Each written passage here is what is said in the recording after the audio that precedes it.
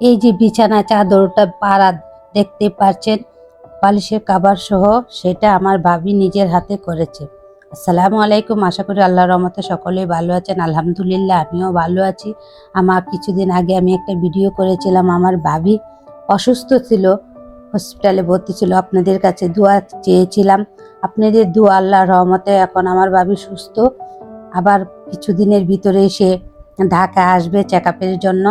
তার বাসায় দাওয়াত ছিল, সে দাওয়াতে আমরা গিয়েছিলাম। আমার হাজব্যান্ডের বড় ভাই এবং আমার ভাই তিনজনে বসে ডাইনিং রুমে বসে গল্প করতেছিল, আর আমি এদিক দিয়ে আমার ভাইয়ের পুরা বাসাটা একটু ভিডিও করে নিচ্ছিলাম। এই যে দেখেন বারান্দা কি সুন্দর ফুল ফুটে আছে, ফুল গাছগুলো আমার কাছে এত ভালো লাগছিল, আর আমার ছোটকালের স্মৃতিগুলো মনে পড়ছিল। আমিও বিয়ের আগে ছোটকালে আমার বাসা ফুলের বাগান করতাম, অনেক ধরনের ফুল গাছ ছিল আমার।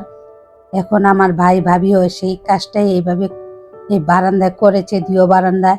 আমার কাছে খুব ভালো লাগছে। দেখেন কি সুন্দর বেলি ফুলগুলা ফুটে আছে। আর এদিকে দেখেন একটা হাসির কীর্তি, একটা গাছে ডালাপালা কিচ্ছু নেই, কিন্তু একটা ভেন্ডি ঠিকই হয়ে আছে গাছটাতে। দেখে আমার এত হাসি পাচ্ছিল যে বলার মতো নাই।